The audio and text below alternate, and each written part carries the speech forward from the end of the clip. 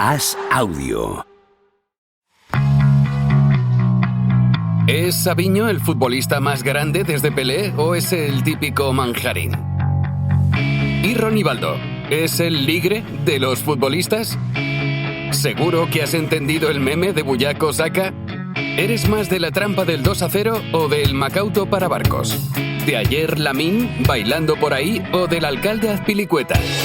Javier Aznar y Enrique Ballester responden a estas preguntas y analizan cada jornada de Liga y Champions en Los Últimos de la Lista, un podcast original de As Audio.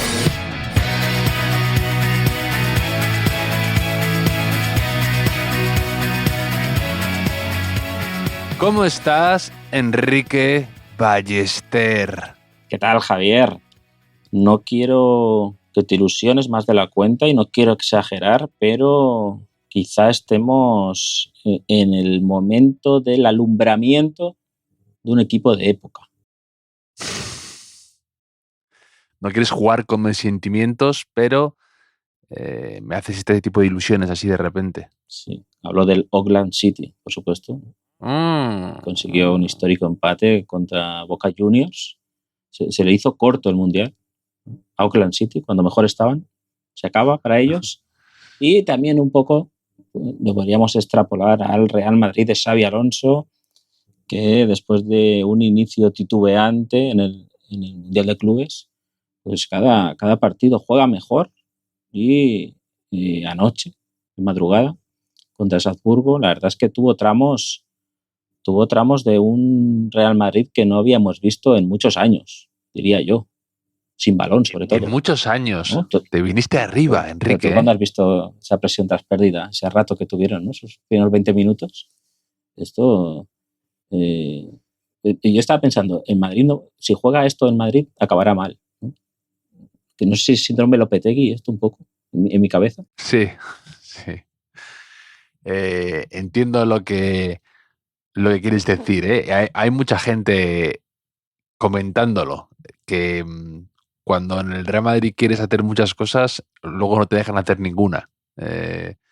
Y además lo tenemos asociado, yo creo, que con entrenadores españoles, concretamente. No solo con el caso de Lopetegui que has dicho, también viene a mi cabeza Camacho y sus famosas y míticas 2 dimisiones antes de llegar a octubre. No sé si te acuerdas que dimitió 2 veces Camacho. Eso tiene mucho, tiene mucho mérito. Una antes de empezar la temporada y luego otra como en la jornada 2 o 3, después de perder 3-0 en contra el Mallorca, creo que fue, o algo así, que dijo, mira, yo no puedo, o no me dejan, o no puedo, o no sé, pero se bajó del tren en marcha.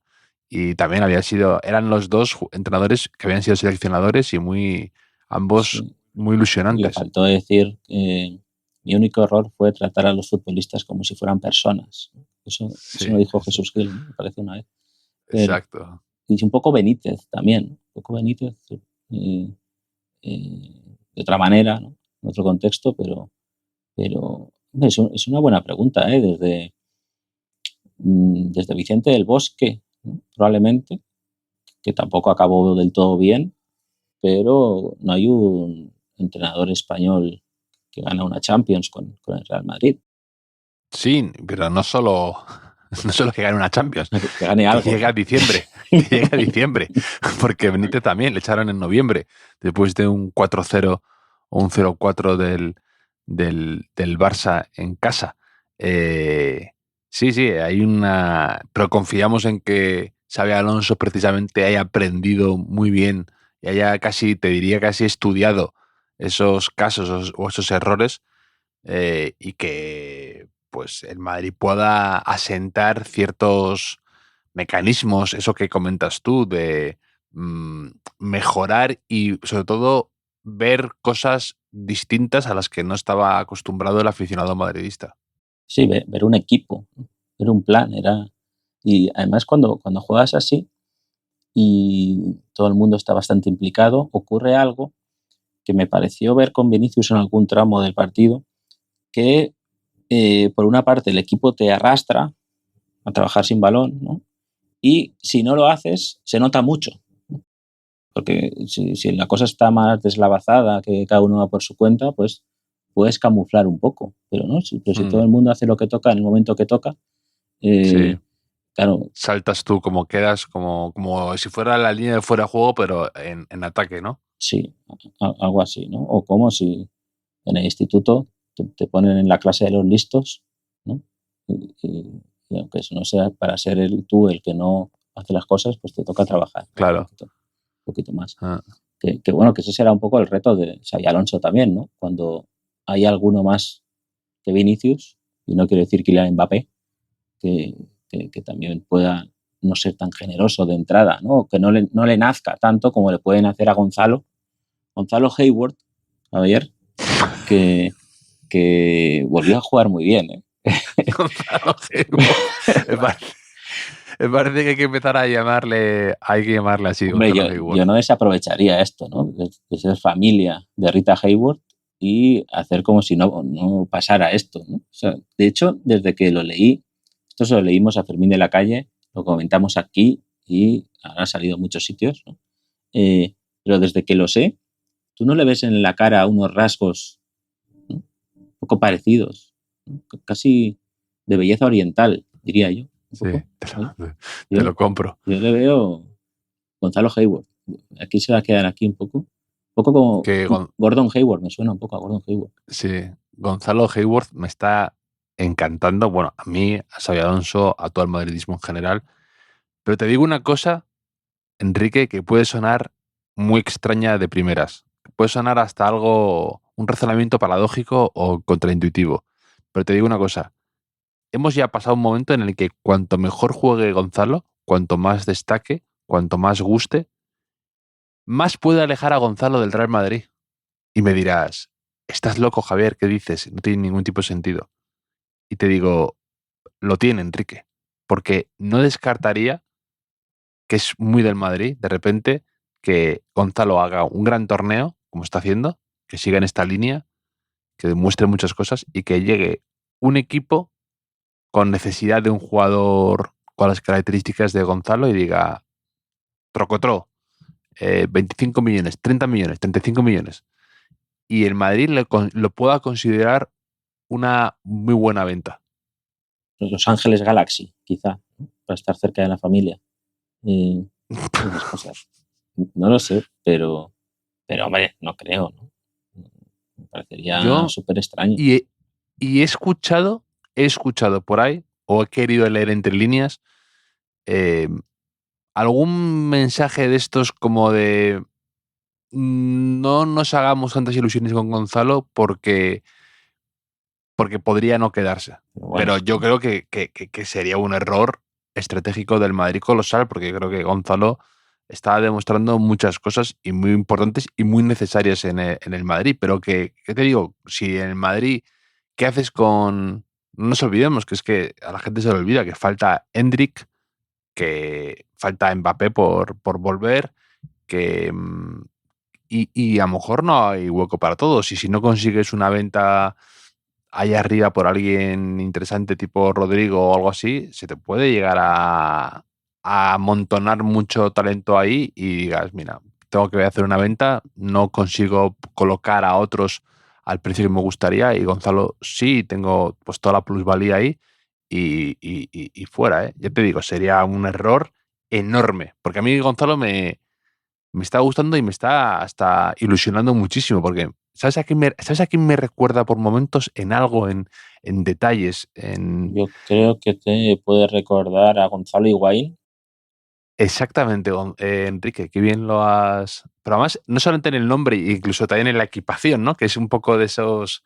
Los primeros toques en cómo la definición de ayer, por ejemplo. Claro, me recuerda mucho al primer Higuaín, el que llega de River Plate con 18 años, joven, trabajador, muy voluntarioso, con muchísima fe, con muchísima hambre, que puede jugar un poco en banda y luego en punta, que puede ser un pelín a veces todavía fallón o precipitado, pero que tiene algo, ¿sabes? Y mira, el otro día estaba viendo la serie esta de Bear, que ha estrenado ahora la nueva temporada, la cuarta, y decían algo muy bonito, le decía la hermana al cocinero, al protagonista, a Carmi, le decía, me acuerdo cuando te dejé en el aeropuerto, cuando te ibas a trabajar por primera vez como cocinero. Ya tenías chispa, tenías como un brillo especial de la ilusión de estar enamorado de algo, de un momento de tu trabajo, en tu vida. Y eso es lo que le veo ahora a Gonzalo, que luego se transformará, luego cambiará, luego evolucionará, como le pudo pasar a Higuaín, pero estos primeros momentos de alguien haciendo su hueco en un equipo como el Madrid y teniendo esos minutos y aprovechándolos es emocionante. ¿Dónde estará la chispa, Javier? ¿Cuándo perdimos Bueno, yo hablo por mí. ¿Cuándo perdí la chispa? En algún verano, seguramente. Verano del 98, quizá. De Gonzalo me gusta sin balón, se mueve muy bien. O sea que, ayer Vinicius se benefició mucho de varios movimientos de Gonzalo y noto y aprecio que se ha ganado el respeto de sus compañeros, Gonzalo, que eso no es fácil en el Real Madrid. También estoy de acuerdo. O sea, ves que confían en él, o sea, que le dan el balón en situaciones complicadas. Y uno de los grandes beneficiados de Gonzalo, de la presencia de Gonzalo, Javier, creo que está siendo Bellingham. Porque Bellingham probablemente habíamos olvidado lo buen pasador que es, que lo es, y para los pasadores tener a alguien que constantemente se está ofreciendo, ya sea en ruptura, ya sea en apoyo, que abre espacios para otras opciones, pues creo que está siendo una pieza muy importante para cómo está atacando y defendiendo el Real Madrid, Gonzalo. Quizá más de lo que podamos pensar, ¿no? O sea que ya estamos allanando el terreno para cuando vuelva Mbappé y eliminen al Madrid. Reabrir el debate, Javier, que tanto te gusta, si suma o resta Kylian Mbappé. Sí. Lo avanzamos Bellingham, que por cierto, también otro papelón por delante para Xabi Alonso dentro de lo raro que es preparar un equipo en estas circunstancias con este mundial metido aquí entre medias, que Bellingham ya tiene programada cita para operarse del hombro, de este hombro que le produce tantas molestias y que lleva 2 años arrastrándolo, la luxación, y que va a estar 3 meses de baja. Digo, no sé, ¿es operación de hombro o a corazón abierto esto? No, pero el hombro te da problemas, ¿eh? Si no está bien. Hay casos de futbolistas que optan por no operarse y... Me gusta tu opinión médica, ¿eh? Claro, entre colegas. El hombro te da problemas si no está bien, que podría ser extensible y aplicable a cualquier parte del cuerpo que quieras. No, pero por ejemplo, el tobillo es más agradecido. O sea, te hablo entre colegas, ¿no? Díselo a Kiko Narváez, el tobillo, que es agradecido. O a Van Basten, ¿no? El doctor Aznar. Sí. El doctor Aznar y el doctor Ballestera, que están teniendo el Sanedrín médico. Pero, quiero decir, yo conozco casos de que el hombro se te sale, optas por un tratamiento conservador, juegas 2 o 3 partidos y a la primera caída o choque otra vez. Y entras en esa dinámica y pierdes confianza en los choques, etcétera. O sea que si a Bellingham le han dicho 3 meses y te olvidas de este problema y de este dolor que debe ser jodido, pues habrá dicho, bueno, pues 3 meses, que la temporada es muy larga y encima estoy muy cansado, ¿no? Que llevamos aquí jugando casi un año entero sin parar, pues no le irá mal tampoco. Pero es verdad que Xabi Alonso ahí tiene, no sé si eso ha ayudado un poco a la continuidad de Ceballos, pero también puede ayudar un poco a que se afiance Arda Güler, ¿eh? Arda Güler, me gusta mucho Arda Güler. Soy muy de Arda Güler. Esos controles orientados, esos gritos. Es verdad que a veces le falta quizá un punto de velocidad. No solo o no tanto importa en su posición a la hora de correr, sino en la ejecución, ¿no? En la acción técnica. Estoy muy analítico hoy, Javier. Pero, o sea, me parece un futbolista que es una gozada verlo. Es una gozada verlo y elige bastante bien también cuándo arriesgar y cuándo no, que es muy importante si va a jugar ahí, en la base de la jugada. Sí. Yo además me gustaría que se ensamblara bien el equipo, porque hay mucho jugador que quizá que es un poco como lo llaman, ¿no? Una maldición disfrazada, ¿no? O sea, una bendición disfrazada, ¿no? Cuando tú eres tan bueno que puedes jugar en muchos lados y al final no encuentras un sitio para ti, ¿no? Y el Madrid tiene muchos de estos jugadores. Tiene a Bellingham, que es un jugador muy único y puede jugar en muchos puestos, pero todavía a veces no sabemos ahora cuál va a ser el suyo fijo, o Arda Güler, o Brahim, y necesitamos un poco afianzar esos puestos. Incluso te diría hasta Tchouaméni, ¿no? Que pasa de central a centrocampista y otra vez a central y ahora con 3 centrales. Y necesitamos un poco, que está muy bien que sean versátiles, pero quiero saber Arda Güler qué es o qué puede ser. Y es verdad que los jugadores cambian mucho, ¿no? Siempre te pongo el ejemplo de lo de Modric, que la gente dice, no, necesitamos un jugador como Modric, ¿no? Que organice, que sea y demás. Y se nos olvida que Modric no empezó ahí, ¿no? Que era media punta, era otra cosa muy diferente. Y que eso te lo va dando el tiempo, el pozo, los partidos, la confianza. Y Arda Güler puede ser eso, como tú dices. A mí me da igual de cometer errores. Hoy en el partido ha cometido un error bastante grave que podría haber sido un gol. Me da igual, está bien que lo haga, lo dejará de hacer. Claro. Pero a mí me gusta que en ese puzzle lo que intuyo que quiere hacer Xabi Alonso es colocar las piezas donde más luzcan las virtudes de los futbolistas. O sea, ¿quién es mi mejor pasador? ¿Quién necesita tener la pelota para sentirse protagonista en el partido? ¿Quién se la queda? Arda Güler, pues lo voy a poner en un sitio donde todo pase por él, o donde más contactos con la pelota pueda tener. Tengo llegadores buenísimos, ¿no? Como Bellingham, como Fede Valverde, que lo puedan hacer sin miedo, ¿no? Sí, tengo un gran centrador como Alexander Arnold, pues voy a potenciar que tenga situaciones de centro constantemente, ¿no? Y así está haciendo con todos. Claro, por ejemplo, en el caso de Arda Güler hay que elegir un poco y a veces es difícil porque Arda Güler también ha demostrado que tiene muy buena capacidad goleadora, que cuando está cerca sabe meter goles, sabe chutar muy bien, no falla, que necesita muy pocos disparos para convertir en gol, y si tú la alejas de ahí, también estás tomando una decisión, estás eligiendo, y elegir es renunciar, ¿no? Un poco. Yeah. Y por ejemplo, Ancelotti decía eso, no, Arda Güler tiene que estar cerca de la portería porque tiene tanta capacidad de gol que sería una pena desaprovecharlo. Entonces, eso es muy complicado y muy interesante, y una papeleta que los entrenadores buenos, como es Xabi Alonso, como han sido otros, tienen que aprender a tomar y a saber. Ancelotti decía eso, pero bien que retrasó a Pirlo en su día. Pero que te voy a convencer de una manera muy sencilla, Javier, que es, si no juega ahí Arda Güler, jugará Ceballos. Entonces, elige lo que quieras y sé consecuente con tu respuesta. Que, yo quiero ver a Arda Güler, quiero verle más, mucho más. Entonces, me da igual todavía dónde le quieran poner, pero sí que esta es la temporada en la que tiene que consagrarse, al menos en cuanto a minutos. Dejar de ser un jugador, un revulsivo, un jugador que para situaciones desesperadas, y empezar a tener minutos desde el principio y que cometa errores, que pueda, pero que tenga esa confianza.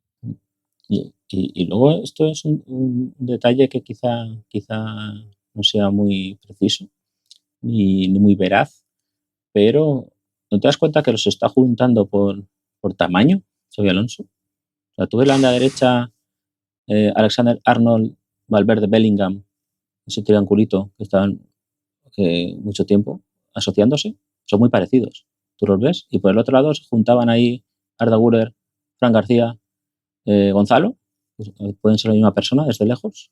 ¿No te parece esto? Pues porque como vi el partido, esto es importante, ¿viste el partido en directo a las 3 a.m.?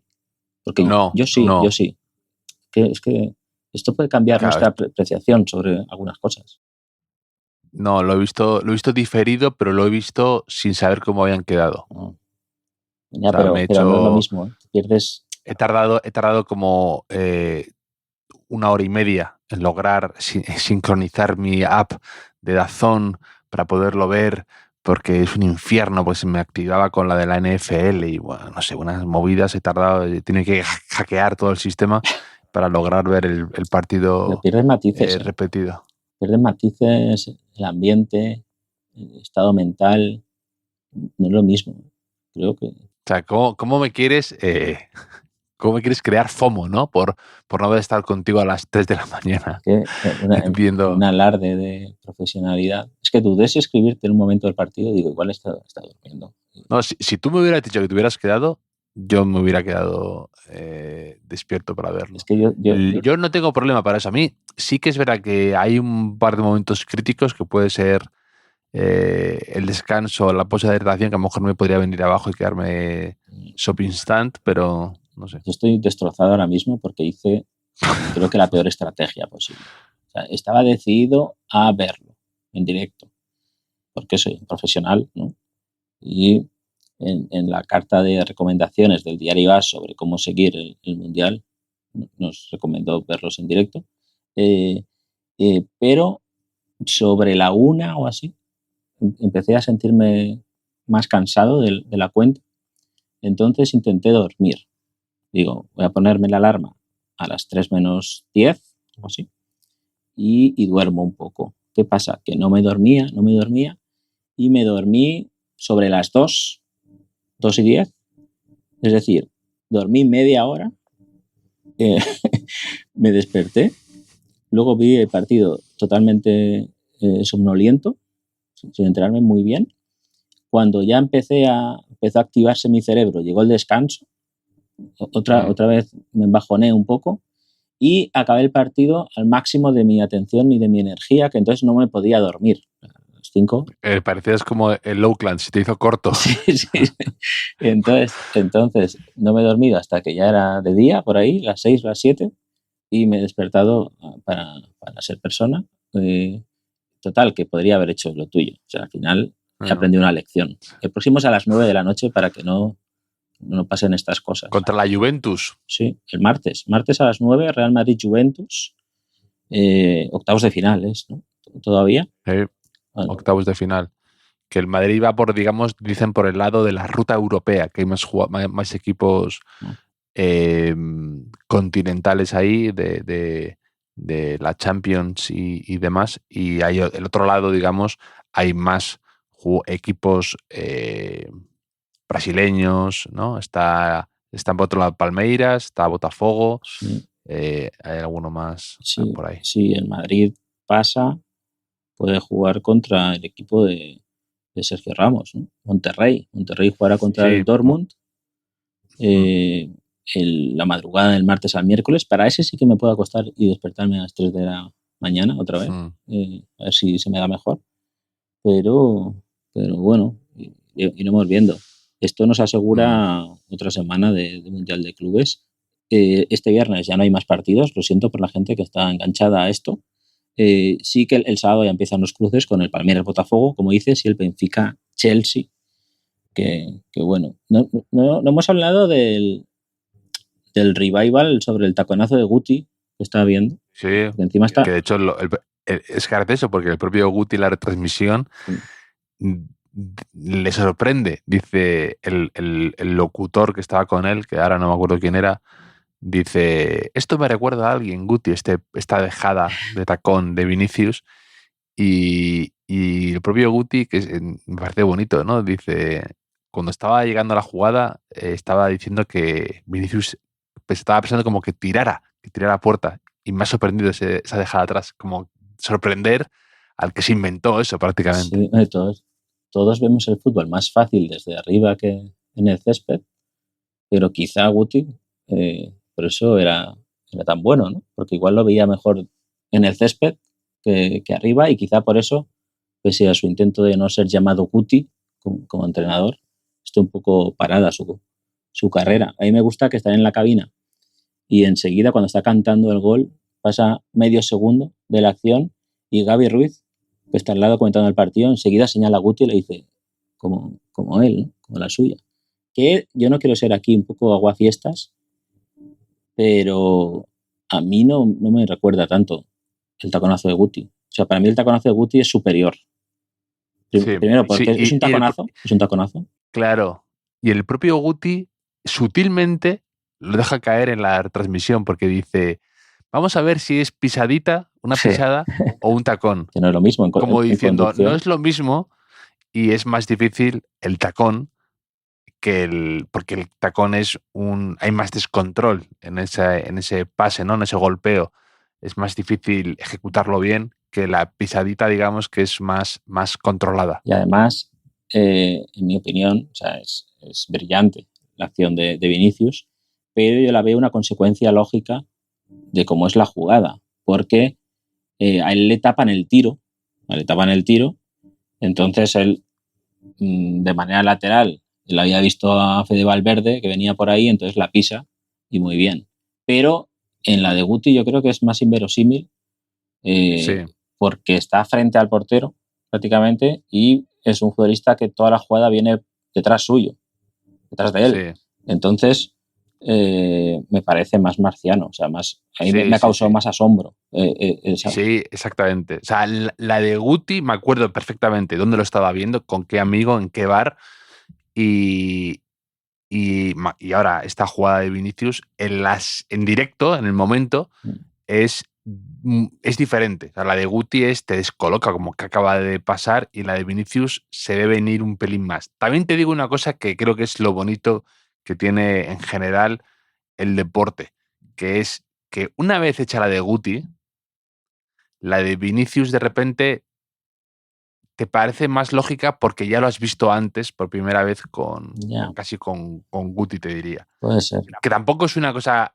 o sea, que tampoco creo que sea una cosa que se haya inventado Guti así, como un movimiento o un tipo de regate. Pero sí que sienta un precedente y tú ya lo normalizas, como que eleva la barra de lo que vemos normal y no normal. Claro. Y ya la de Vinicius te genera un efecto es un momento más esperado. Un momento generacional, como el lasazo. Pero la de... ¿Sabes quién es el futbolista? Esto ayer... es que yo a veces, cuando no me podía dormir después del partido, empecé a buscar cosas del Salzburgo, entrenadores antiguos de Salzburgo, y... O sea, todo esto, perdón, que a lo mejor la gente no lo sabe, de estas de vacaciones con tu familia. Sí, sí. Me parece sensacional. Todas de vacaciones viendo a las 4:30 de la mañana entrenadores míticos del Salzburgo. Sí. Me encanta. Sí, como sabes, familia numerosa.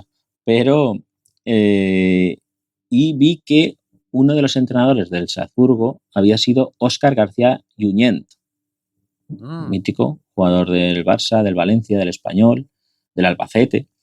Metió un golazo al Madrid con el Albacete, ¿recuerdas? Metió un golazo al Real Madrid y al Racing de Santander. La misma jugada de córner sacado por Salazar que empalmaban. Le metió los 2 goles iguales. Que luego se ha hecho más célebre, la de Mendieta. ¿No? Podemos estar ante un caso similar, ¿no? El del taconazo de Guti, ¿no? Que luego ha ocurrido más veces, pero yo la primera vez que vi un gol así fue con Óscar García Junyent en Albacete.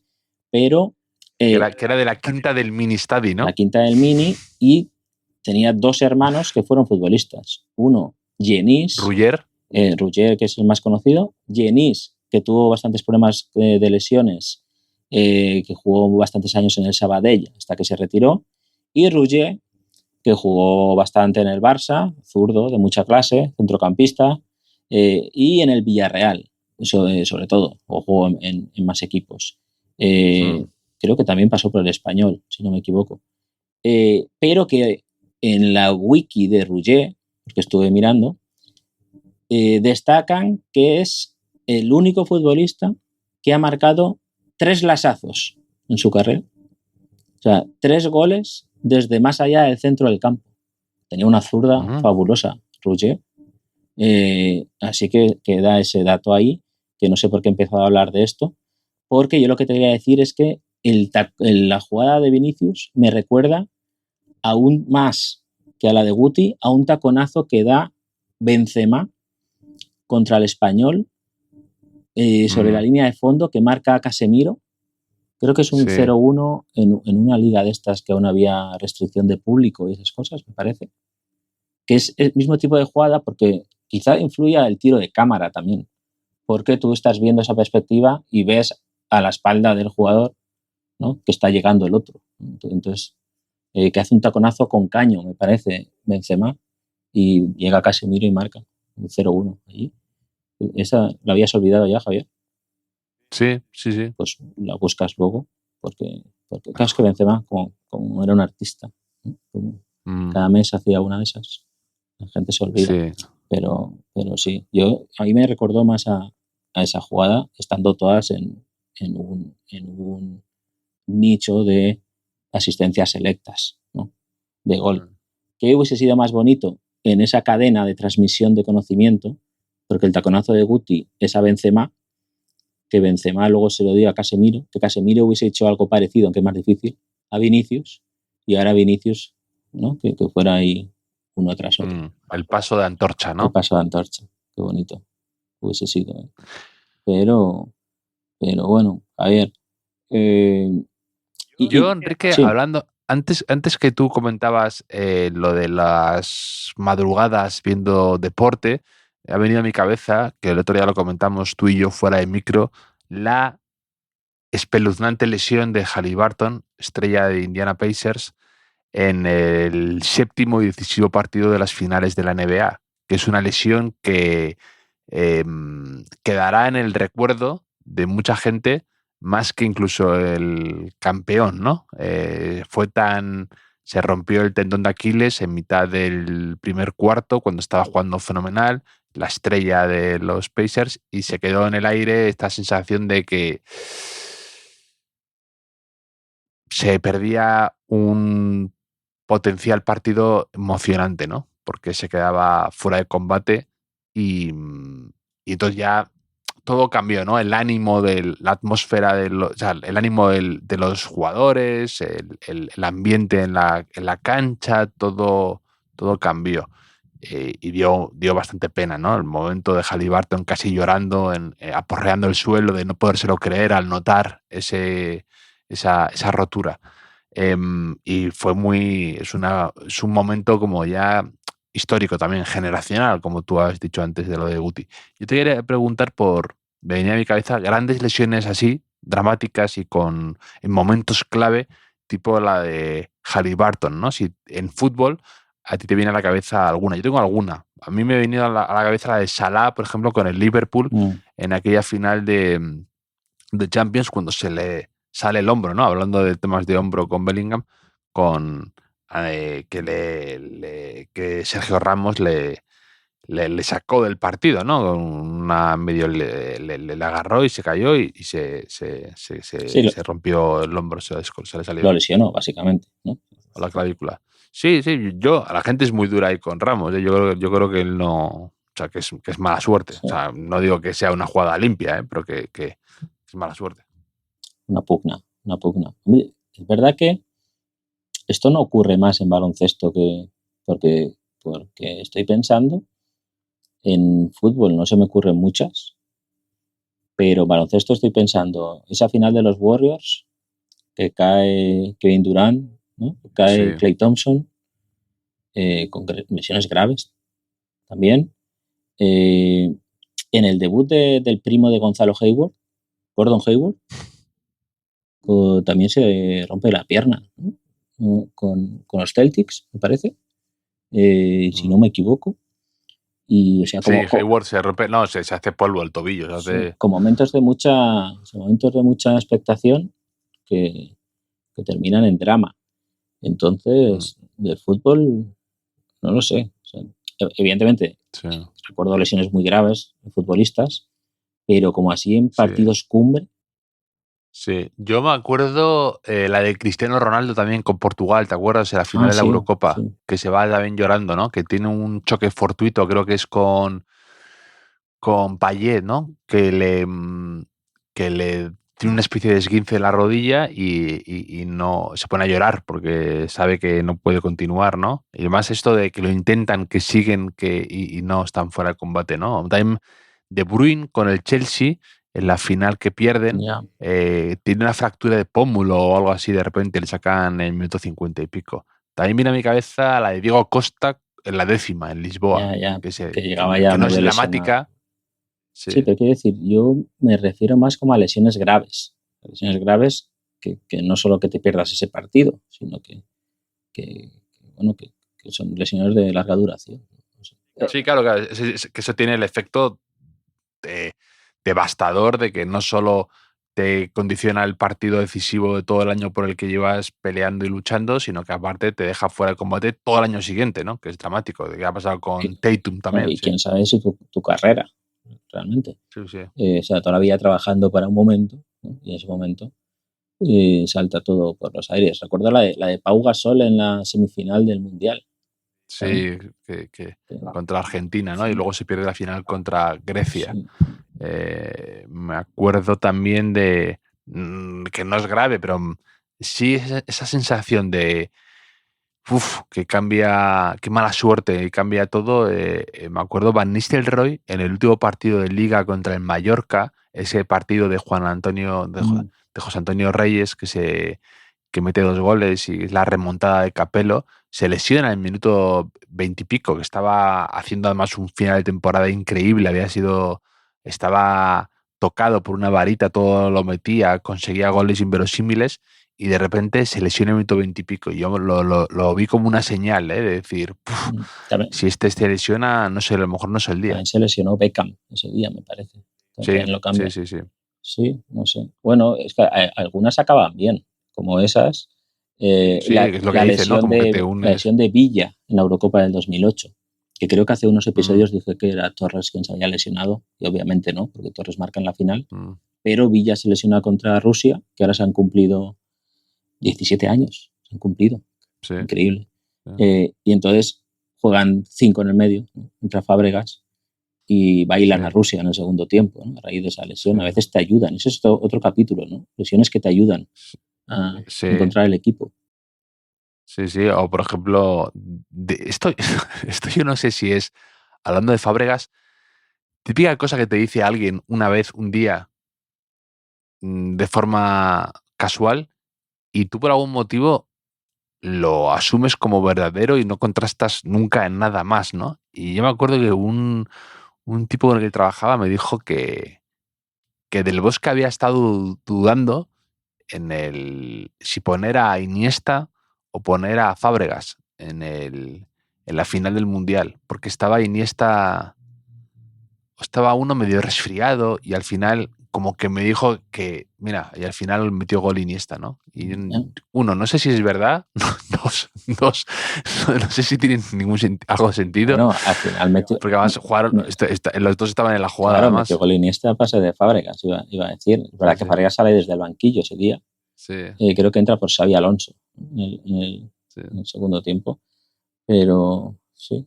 No sé, pero, esa información privilegiada si no salió en el informe Robinson del Mundial. La final la lesión de César en la final de Champions del Madrid contra el Bayer Leverkusen, ¿no? Que sale Casillas y ahí se quedó sin jugar Guti. Se quedó sin jugar Guti porque luego se lesiona Makelele también. O sea, muchas lesiones, para no acordarme ninguna, están saliendo un montón de y cómo condicionan, También me acuerdo la de precisamente en Lisboa, que además me acuerdo porque la tenía justo delante, es no puede más Filipe Luis al final, y ya como habían hecho el primer cambio tan pronto, lo de Diego Costa y demás, que además son estas cosas que ahora habrían sido diferentes, ¿no? Porque con 5 cambios ya la gestión hubiera sido y pasó antes de ayer, como quien dice, ¿no? Pero ahora habría sido diferente y podría haber cambiado todo, ¿no? Es curioso. Bueno, antes de ayer, si queremos negar la realidad de nuestra vejez, Javier, puede ser antes de ayer, pero ha pasado más de una década. Y bueno, ya ha pasado la fase de grupos de este Mundial de Clubes, Javier, que intuyo que te está gustando. O sea, ya se puede valorar un poco esta competición. No sé si a ti te está convenciendo este formato. No te sé decir, la verdad. No estoy. No está siendo como un mundial de selecciones, huelga decirlo, ¿sabes? En cuanto a seguimiento de otros partidos que a lo mejor no están en tu fase de grupos y todo esto. No estoy tan involucrado. A ver si ahora con los cruces me meto un pelín más en el tema. Yo he estado pensando en esto porque quería escribir sobre esto esta semana y al final he llegado a la conclusión de que, como casi todo en la vida, lo importante es la expectativa que tengas. O sea, ajustar tu mirada a lo que va a suceder. Un poco, no sé si me estoy explicando. Totalmente. Me he acordado una cosa también muy de verano, cuando yo era un chaval de 16, 17 años. Yo pasaba gran parte del verano, lo pasaba en mi pueblo pequeño, donde había las típicas fiestas de pueblo, todavía existen, con una verbena, que venía una orquesta, y luego ibas a otros pueblos a ver las orquestas, ¿no? Y yo nunca he disfrutado de una orquesta, porque tenía la actitud inadecuada. O sea, yo bajaba ahí, me fijaba en las habilidades instrumentales de los músicos, como si fuera un crítico musical, ¿no? Iba ahí a la verbena, tocaban una de King Africa o de Paulina Rubio, y yo, torcía el gesto, o sea, no lo consideraba apropiado, por lo que fuera. Entonces me pasaba la noche ahí diciendo, vaya mierda de música, ¿no? O sea, quiero decir, no disfrutaba.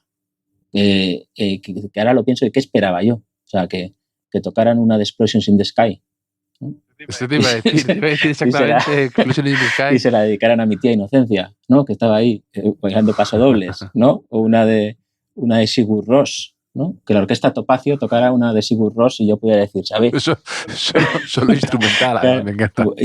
¿Sabéis que el bajista caza truchas con la boca, ¿no? Contando ahí en el pueblo esas cosas, ¿no? Entonces, era imposible disfrutar porque yo tenía la actitud inadecuada, como digo. Entonces, ahora si tú al Mundial de Clubes vas pensando que puede ser lo que no es, pues no lo vas a disfrutar. Pero si vas un poco con la mente abierta y sabiendo que, bueno, que sí, que tal, sin muchas exigencias, pues yo lo estoy disfrutando, Javier, eso es lo que te quería decir. Sí, estoy muy de acuerdo. Estoy muy de acuerdo con tu análisis y con el tema de las expectativas, que también a mí me interesa mucho y me gusta mucho. Sí, pero lo que nos ha faltado en la tercera jornada es una rajadita de Courtois. Mira que jugó. Eso es un síntoma de que el Madrid jugó bien, de verdad, ¿no? Que Courtois no haya podido decir nada al final, no haya podido reprochar a ningún compañero un saque de banda, un control mal orientado, ¿no? Pero bueno, no sé. ¿Sabes qué también es muy de verano, además de los mundiales y las orquestas? El Tour de Francia. El Tour de Francia, pero no iba por ahí, pero el Grand Prix. impecable. El Grand Prix también. O sea, respuestas en un examen no te puedo suspender con estas respuestas, aunque yo me refería más a los culebrones del mercado del verano. Que yo ahí soy un poco el Grinch. Un poco el Grinch del mercado. O sea, un poco Grinch. Me da mucha pereza. Me da mucha pereza. Pero es como odiar la Navidad, efectivamente, sí. Como el Grinch, o odiarlo, típica noticia de los topillos o algo así, ¿no? de los periódicos de la...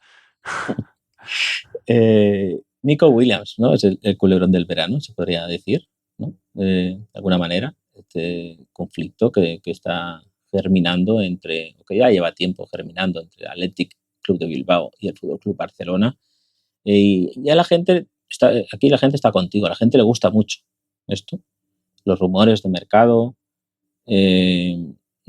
los posibles fichajes, ¿no? Las salidas.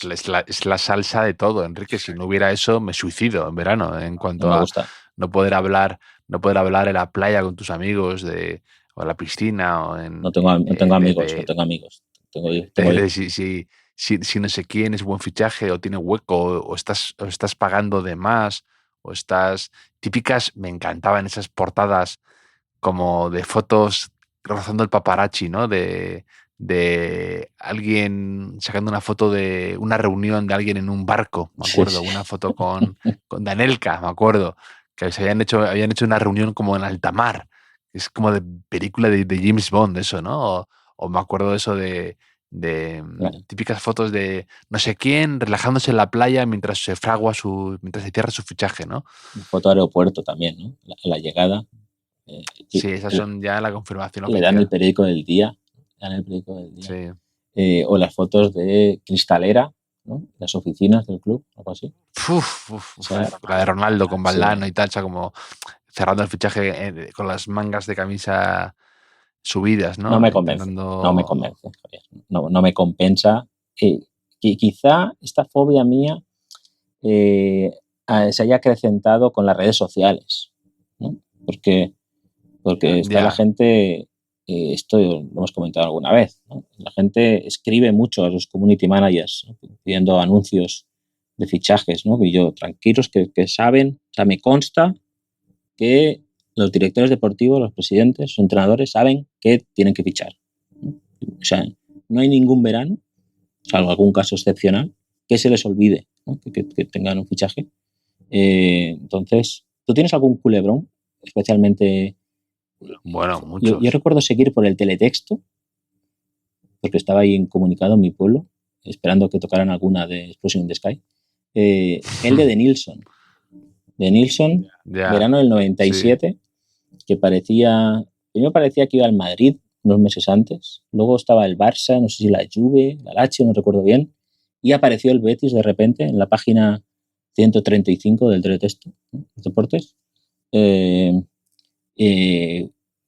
pagando lo que nunca se había pagado por un futbolista, fue el traspaso más caro, para que al año siguiente, en el 98, después del Mundial, llegara de Nilsson al Betis. Y luego, creo que gracias a ese movimiento el Madrid ficha a Robert Jarni, que no sé si salió ganando calidad-precio en Madrid con eso. Sí, me acuerdo de ese culebrón de Nilsson que apuntaba mucho al Madrid, y luego me acuerdo del Betis de la Ópera, le adelanta por la derecha. En esa época en la que había fichajes, la gente tomaba muchos, o sea, equipos, digamos, que no tenían a lo mejor el potencial económico, asumían grandes riesgos y se endeudaban. A lo mejor alguno aún sigue pagando, ¿no? Todavía a plazos el fichaje de alguna estrella de estas. Sí, a finales de los 90. Me acuerdo que de Nilsson y tenía 65.000 millones de cláusula o algo así. Sí, la cláusula más alta. Creo que dijo Lopera, si nos lo quieren quitar, tendrán que comprar un banco, algo así.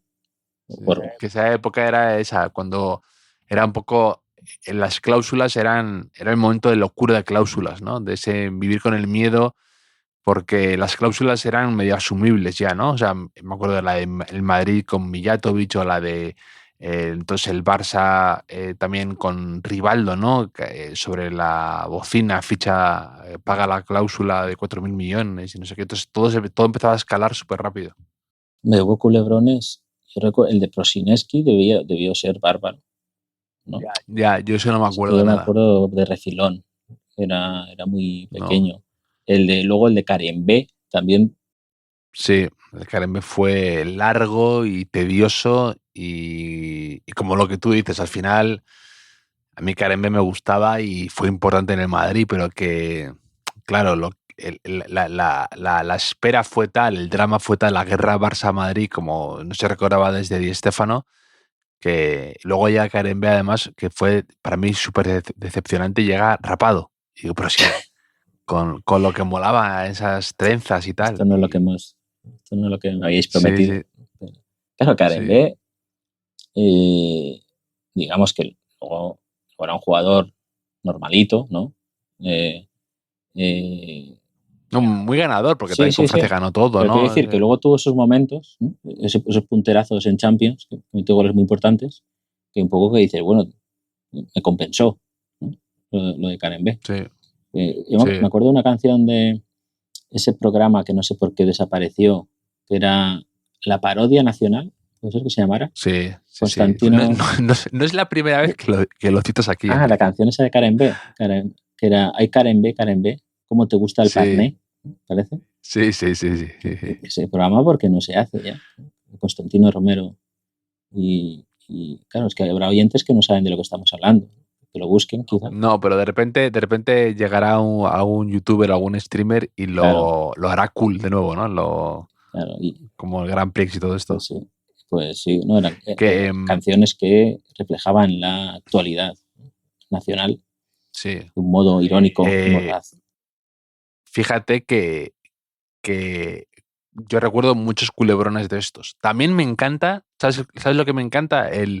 lo contrario absolutamente. Lo denominado fichaje relámpago, operación relámpago. Esas me encantan. Cuando de repente es oficial ya y nadie lo sabía y me acuerdo así el Madrid fichó a McManaman, me acuerdo. Y de repente ya era medio oficial, cerrado y demás, que McManaman también, parecido a Karen B, ¿no? En eso, un poco por debajo de las expectativas, pero luego goles importantes y espectaculares algunos. McManaman me gustaba, porque me gustaba el Liverpool mucho en esa época. Y McManaman creo que también estuvo, igual que Karen B, en la órbita del Barça. Creo que llegó a ir a Barcelona alguna vez. Lo tuvieron en un hotel ahí esperando, no sé muy bien esa historia. Yo me acuerdo estar leyendo en La Granja, en Segovia, todo el proceso del fichaje de Vieri por el Atlético de Madrid, yo pensando, imposible que fichen a Vieri. Y de repente, fichaje. Y al año siguiente, otra vez en el mismo lugar, que se iba a Vieri del Atlético de Madrid tras solo una temporada. Muy bien. Vieri todos los veranos. O sea, no. Y me acuerdo también de... Vieri tendría cajas de las mudanzas que no llegaba a abrir de una mudanza a otra. Estoy convencido. Me acuerdo del drama del culebrón, que lo seguí con muchísimo interés y además con esa sensación de esto no va a salir bien, esto de Eto'o, cuando está en el Mallorca, el Madrid podía recomprarle por 50, o sea, por el 50% o algo así. Y yo estaba notando que decían que sí, que no, que iba a ser una bomba en el vestuario y esas chorradas. Me acuerdo de una foto que probablemente de Eto'o con un gorro, o sea, como con una especie de sombrero ahora que están tan de moda, un bucket hat de estos. Y me acuerdo de decir, esto tiene mala pinta, porque el Barça también lo quería. Y digo, por favor, que no se lo vendan al Barça, que no se lo vendan. Y tal cual, al Barça. Y también me acuerdo, por supuesto, de los que no se dieron, ¿no? Los fichajes que no se producen, ¿no? Recuerdo el de Vieira, ¿no? O sea, todo el verano con Vieira, que si no sé qué. Y luego, por supuesto, obviamente, Mbappé. Ya. Pero bueno, yo estoy en contra. Yo prohibiría todo tipo de información basada en rumores. No, incluso que no sean rumores, o sea, informaciones certeras, veraces sobre fichajes, sí. Yo las prohibiría. Pero es verdad lo que dices, que quizá ahora con las redes sociales, que no es por caer en el romanticismo de la nostalgia con la que crecimos, que también, pero es verdad que es una forma de consumir la información demasiado... o sea, que te arrolla, ¿no? O sea, lo de tanto en Twitter, los rumores y demás. Antes quizá era más, te dosificabas más, era el periódico, ¿no? Un poco la radio, el periódico de un día para otro, el seguimiento un poco más espaciado, ¿no? Ahora aquí la turra de los insiders, el Fabrizio Romano, el no sé qué, Here We Go, todas estas cosas te acaban a lo mejor cansando más rápido. Es más, no solo prohibiría este tipo de información, ocultaría los fichajes, las altas y las bajas, hasta el partido de presentación, que recuperaría. Partido de presentación, 5 días antes del inicio de la liga, y ahí tú vas al campo y ya ves a quién ha fichado tu equipo y a quién ha dejado de fichar. Y ya está. Esto, si algún día soy dictador de un país, aunque sea pequeño, funcionará así, Javier. Y bueno, quiero decir que quería volver brevemente al Mundial de Clubes, Javier, porque bueno, hay equipos que ya no volveremos a ver. No sé si ya nunca más en la vida o nos volveremos a encontrar. Me gustó cómo despidió el periodista Kerry Ruiz, periodista mexicano, a Pachuca, que después de perder dijo, bueno, Pachucasa. Muy bien, no hay fronteras en el humor, Javier. Y me gustó mucho, disfruté mucho con el empate del Auckland City. ¿Qué te parece? O sea, que vas a cerrar con lo que abriste, sí, ¿no? Sí, porque se ha llevado un trocito de nuestro corazón el Auckland City, que por ahí decían que se le iban a meter 20 goles en cada partido. Es verdad que en el primero le metieron 10, luego le metieron 6, y en el tercero contra Boca Juniors contra Boca Juniors, arrancó un empate histórico para toda Oceanía. Y además, ¿recuerdas que hablamos de Gerard Garriga, Javier, el centrocampista español del Auckland City? Sí, que había empezado lavando cuartos de baño, ¿no? Y todo sí, eso. lavando una empresa que su jefe vomitaba. Entonces entraba en el bucle de la limpieza de suciedad, ¿no? Que había ido a Nueva Zelanda a aprender inglés en principio y se ha quedado allí. Ya mucho tiempo jugando. Y ha acabado eliminando a Boca Juniors. Ha acabado eliminando a Boca Juniors y cobrando facturitas. Cobrando facturitas porque, por lo visto, conocidos comunicadores de este país como Maldini o Mr. Chip, pues habían dicho algo que no tenía nivel, Auckland City, para estar ahí. Que no sé muy bien qué dijeron, pero Gerard Garriga tuiteó: hola, Mr. Chip y Mundo Maldini, con arroba, mencionando: ¿ya nos dais permiso al Auckland City para poder seguir compitiendo en torneos como el Mundial de Clubes? Un abrazo a los dos. A veces los sueños se cumplen. Y añadió arroba, ya un poco de chivato esto, añadió arroba a ESPN, El Chiringuito, Diario Ole y Sports Center, ¿no? Un poco, miráislo, esto, darle borla a esto, ¿no? Un poco ahí. ¿Qué te parece? Gerard Garriga, que dice, bueno, yo me voy a Oceanía, ya sería mala suerte que estos me quieran pegar un día, ¿no? Que vengan a... Si quieres pegarle, lo tienes que pensar muy bien, ¿no? Por el camino se te quitan las ganas, quizá. Total. También vaya historia la de Boca Juniors, ¿eh? Vaya boca chanclada, ¿no? Nunca mejor dicho. Está muy bien tirado.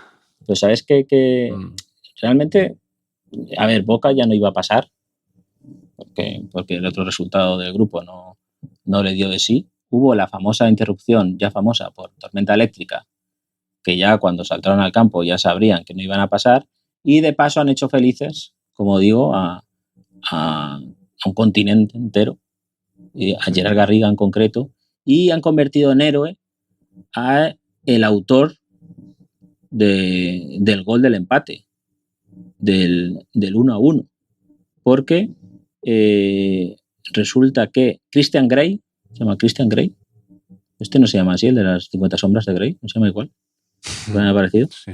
Increíble historia, que es un profesor de educación física en la escuela más prestigiosa de Nueva Zelanda, el Auckland Grammar School, que es una institución educativa para varones de 13 a 18 años, donde, por ejemplo, pues se han formado más de 50 All Blacks, jugadores de rugby, pues es una de las mejores selecciones de la historia del deporte. También allí se formó Edmund Hillary, el primer montañista que subió al Everest. Javier, esto lo estoy leyendo en El País, tanto no. Yo ya me quedé en la investigación de los hermanos García Junyent. Y pues desde ahora puede presumir también de este profesor, de Christian Grey, que después de perder 10-0 contra el Bayern de Múnich y 6-0 contra el Benfica, pues marcó el gol del Auckland City, que creo que les dio $1 millón o por ahí, ese empate que se van a repartir entre los jugadores, entrenadores y demás, que no es poca broma, ¿eh? No está mal. No. ¿Sabes qué dijo Cavani después de haciendo autocrítica? Algo que se encerraron atrás, ¿no? Sí, y todo esto. Digo, no creo que haya sido tan decepcionante. Dice, cuando meten 10 jugadores atrás no es fácil. No es fácil. Sí. A no ser que sea como nosotros, los 10 que se ponen detrás. Me encantaría escuchar el análisis del niño ese de Boca Juniors que un día le entrevistaron a la salida de la Bombonera y dijo de repente: Cavani, no tira una diagonal, el hijo puta. Como súper encendido. Me encantaría, como de esto de un niño que cree que va a decir algo mono y algo tal, y de repente tiene unas salidas como del señor, un panadero de 70 años. Sí. No, es que la verdad es que ese formato tertulia de niños que hacía Javier Sardá en La Ventana, me parece. Pero vaya revival de televisión clásica me está sacando hoy, ¿no? Entre la radio. Un poco de Grand Prix, hemos hablado de Grand Prix, hemos hablado de la parodia nacional, de tertulias de niños de Javier Sardá. En la tele también hacían ese que había gallifantes, ¿no? No sé qué. ¿No recuerdas? Que iban... No dices el Waku no, Waku. Bueno, Waku Waku no, eso vino después, ¿no? Con Nuria Roca. Pero Javier Sardá creo que hacía un programa que que luego Martes y 13 lo imitaba en sus programas, que iban a colegios, niños muy pequeños comentaban cosas de la actualidad y de la rutina también un poco. Entonces, podríamos aquí traer un par de niños, ¿no? Aprovecharnos de su candidez y de su trabajo no remunerado y hacer una tertulia de niños para que digan lo que no podemos decir nosotros, ¿no? Un poco. Y también había uno, ¿no? ¿No había un programa de estos como que era de Juan y Medio? Sí, uno de esos, ¿no? Menudos genios o genios menudos o algo así. No, Genio Figura era otro. No, pero no, había alguno como que eran, como que hablaba de esto, ¿no? De los... Menudo es mi padre. Menudo es mi padre. Menudo es el que jugaban en la Ponferradina, ¿no? Jugaba en el Mirandés, no jugaba Menudo. Sí, no, pero Juan y Medio también tenía uno, ¿no? Que ahí salió el niño corneta, ¿no? Esa gente. Jugar sí. El niño corneta. ¿No sabes qué es el niño corneta? O Cubar sí, según dicen algunos, se parece un poco. Está un poco garabato random, pero hay un filón ahí, es un tema también interesante, ¿no?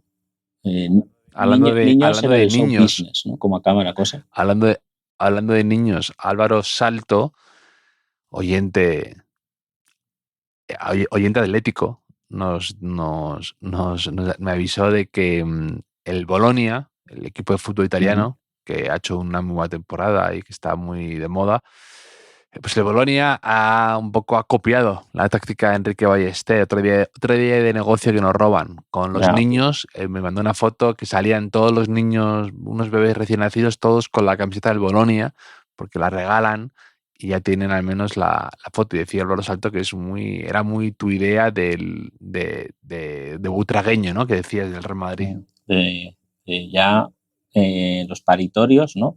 Mira, los paritorios en ese momento en el que firmas cualquier cosa, ¿no? Con tal de que nazca, pues ese momento que al lado del papel de la epidural y lo que sea, pues tú metes ahí la primera ficha, querubín del niño y fichado. Entonces, fichas a todos los niños de España cuando nazcan, pues alguien nos recuerda esta fantástica idea, y luego tienes Gonzalos, Haywards, a tutiplén, por ahí.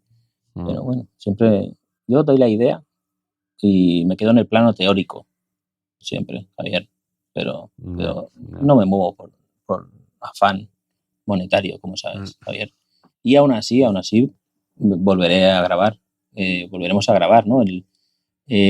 No sé si ya el martes, quizá, ¿no? Después del partido del Madrid, puede ser buen momento. Tenemos que consultar nuestro calendario de grabaciones, pero... Y nos vamos a Cádiz también, Enrique. Sí. Recuérdalo a los oyentes. Para quien quiera estar ahí en la Universidad de Cádiz, estaremos el 9 de julio. El 9 de julio. Sentando cátedra. Sí, a las 11:30, me parece, por la mañana. Estaremos sentando cátedra, diciendo a los catedráticos que no saben tanto como nosotros, ¿no? Puede resumir. Bueno. Y nada, Javier, ha sido un placer. Te mando un abrazo, Enrique, a ti y a los oyentes, que es lo mejor que tenemos.